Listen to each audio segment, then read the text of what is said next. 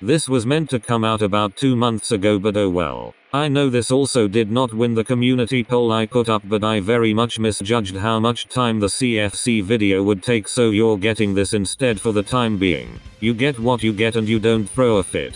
So, Genos vs War Machine.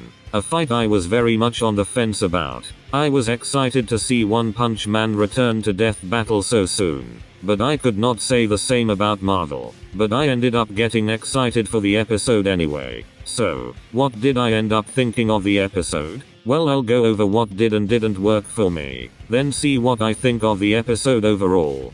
Don't talk to me. One of the things that disappointed me most about this episode was the track. It's not bad by any means, but it's really forgettable, especially compared to the ones that came directly before and after it. The music is one of my favorite aspects of One Punch Man, but KO Computer just doesn't do much for me. Also, the name is really dumb.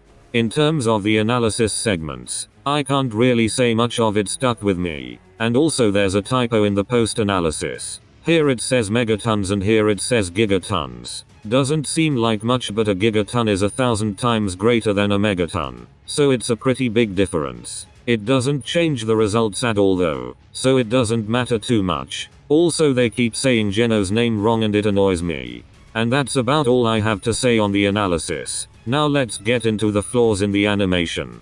I don't think this is the kind of match that would be best suited in this style of 2D animation. War Machine looks fine, but I'm honestly not that into how Genos looks in this specific style. The character model is well put together, but this just isn't an art style that complements his design well in my opinion.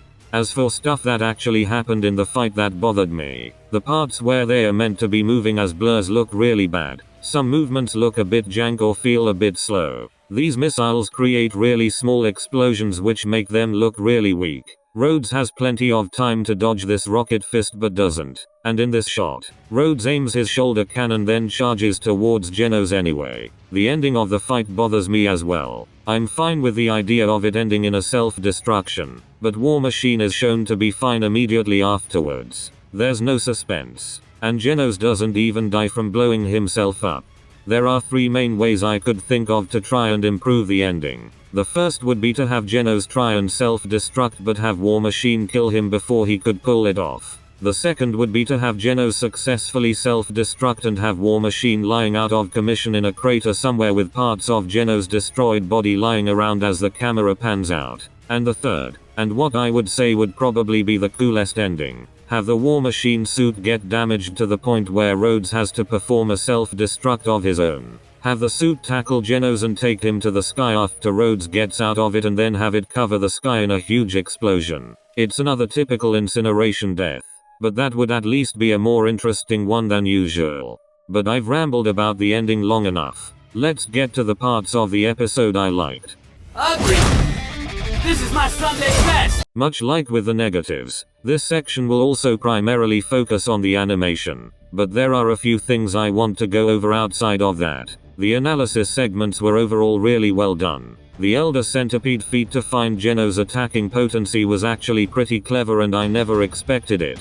The result makes sense as well. This is the biggest stomp of the season unfortunately. I like the joke about Boomstick turning his gun pink in the wash and the scene where he tried to aim both of his legs. While not particularly funny, did give us this absolutely iconic image.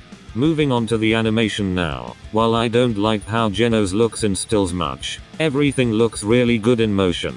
Both characters' arsenals are used very effectively. The ending was cool up until the self-destruct happened. The beam struggle looked amazing and both characters were very much in character as far as I could tell. The track also synced up with the action pretty well, and I do still like it even if it's one of the more forgettable ones. And that about wraps that up. I didn't have nearly as much to say with this episode as I did with Ben vs. Hal, but I was excited enough for One Punch Man to return to Death Battle to want to review the episode anyway. It's not nearly as good as their last One Punch Man fight, but it's still really good in its own right. This seems to be most people's least favorite of the season so far from what I can tell, and I totally understand that. I knew going into the episode that it was probably going to be this season's Black Widow vs. Widowmaker, in the sense that it's everyone's least favorite, but I still love it anyway. And that's exactly what ended up happening. I know I spent more time focusing on the episode's shortcomings, but that's mainly because the things I like about the episode can be summed up really quickly, whereas I have more to say in regards to what I didn't like. The stuff I like in this episode far outweighs the stuff I didn't like, and I really enjoyed it overall. I'd give this episode an 8 out of 10.